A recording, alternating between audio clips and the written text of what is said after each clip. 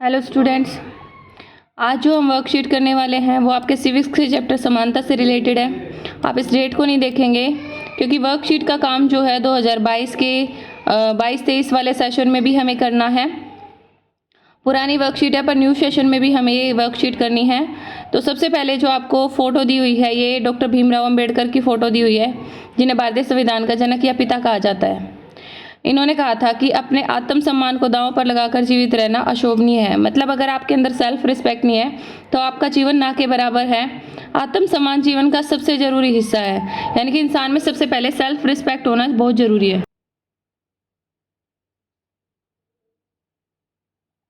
इसके बिना व्यक्ति का जीवन नगण्य है, मतलब जीरो के बराबर है इंसान का जीवन।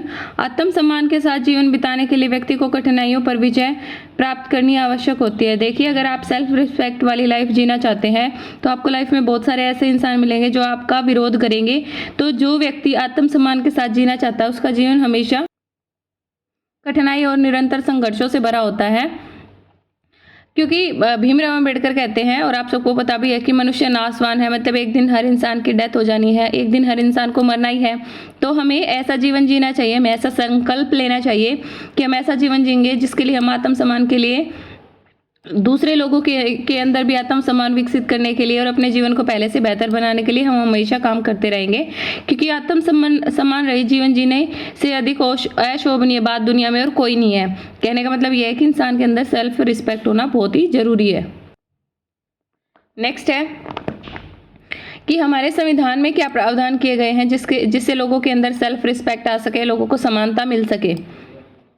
समानता का मतलब होता है कि बराबरी, कानून की नज़र में सभी लोग बराबर हैं। तो संविधान में क्या कुछ नियम बनाए गए हैं जिससे कि संविधान लोगों में समानता आ सके। पहला है, कानून की दृष्टि में सभी व्यक्ति समान है, कोई छोटा बड़ा नहीं है। देश का राष्ट्रपति, प्रधानमंत्री कोई क्राइम करता है या फिर कोई अमीर व्यक्ति जो क्राइम करता है और एक गरीब व्यक्ति जो क्राइम करता है, सबके लिए सेम पनिशमेंट है। सभी व्यक्ति कानून की नज़र में बराबर है।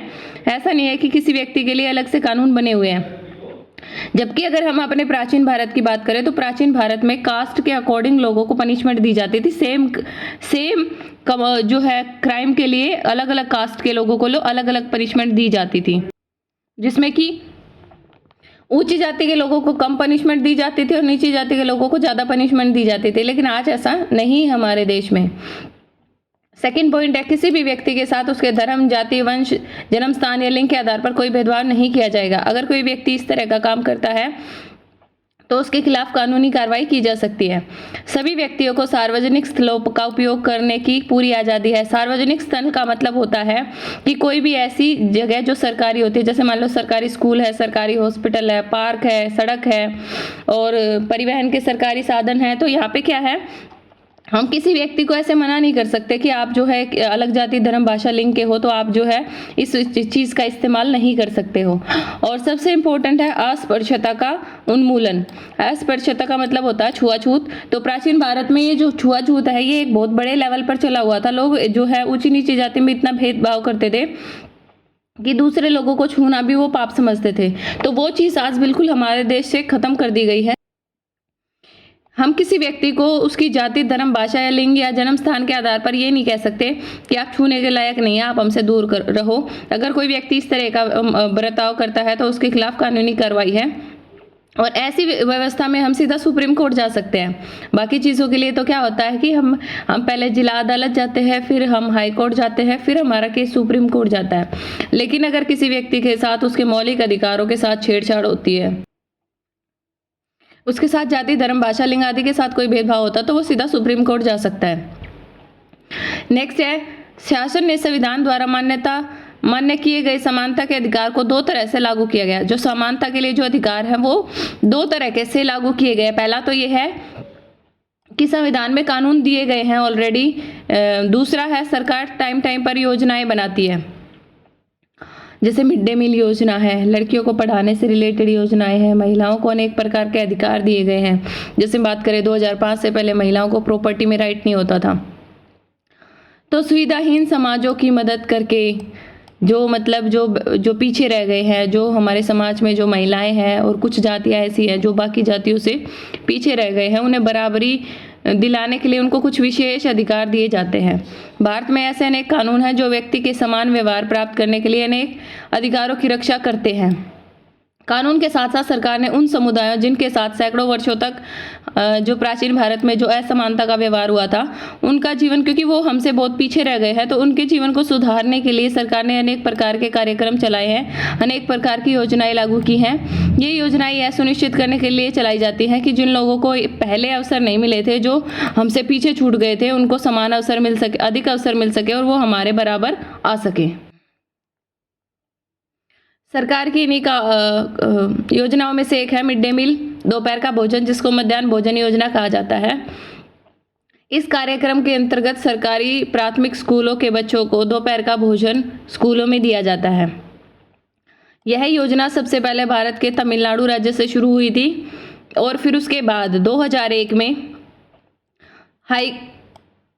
सुप्रीम कोर्ट ने सभी राज्यों की सरकारों को ये आदेश दिया कि 6 माह के अंदर अंदर वो अपने राज्यों में मिड डे मील की योजना शुरू करेंगे। और आप देखेंगे कि आज देश के हर राज्य में मिड डे मील योजना होती है। हर राज्य में पहली कक्षा से लेकर 8वीं कक्षा तक के बच्चों को मिड डे मील दिया जाता है।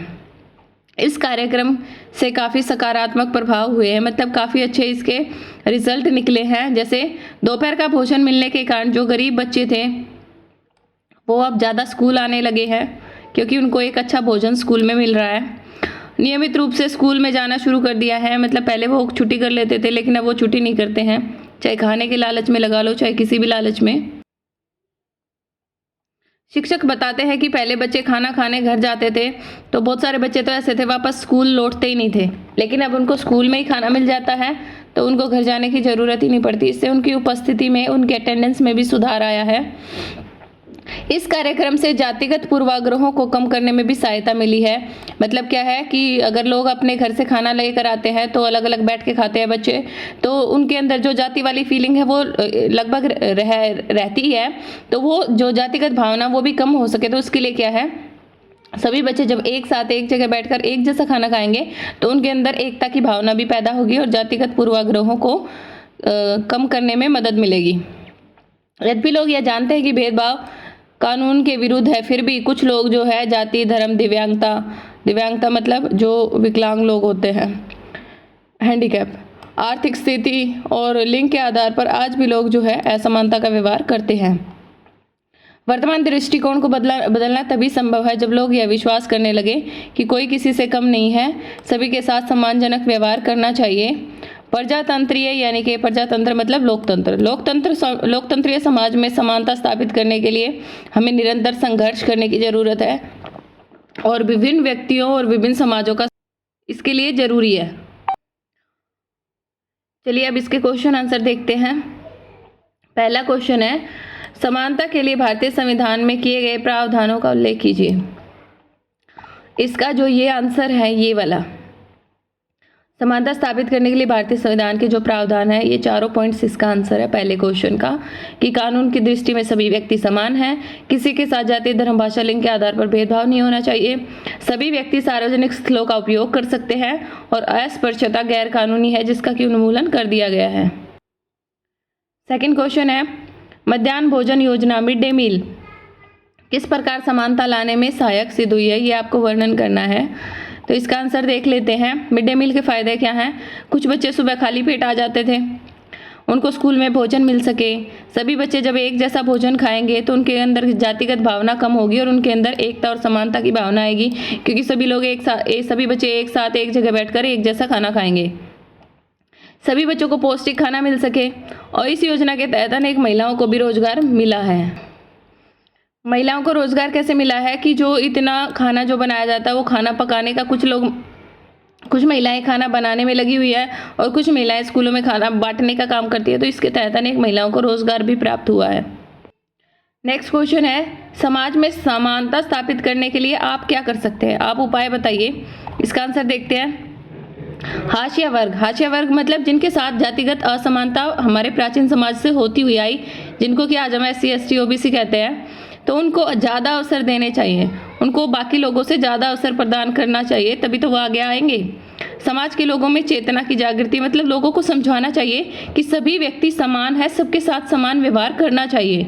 अपने अधिकारों के लिए आवाज़ उठाकर, जो लोग जिनके साथ गलत होता है उनको, जैसे हमने भीमराव अंबेडकर की बात पढ़ी थी ना कि सेल्फ रिस्पेक्ट के बगैर इंसान का जीवन नग्न है, तो हमारे साथ कुछ गलत होता है तो हमें उसके खिलाफ आवाज़ उठानी चाहिए और सभी को समान समझे, हमें सबको समान समझना चाहिए। जब हम सबको समान समझेंगे, जब हम लोगों को ये समझाएंगे कि व्यक्ति जो है जन्म से ही समान होता है, ये जाति धर्म भाषा लिंग कुछ नहीं होता है, तो सभी व्यक्ति जो है समानता का व्यवहार करेंगे और इस तरीके से हम समाज में समानता ला सकते हैं। तो ये आपकी वर्कशीट कंप्लीट हो गई, वर्कशीट नंबर 15।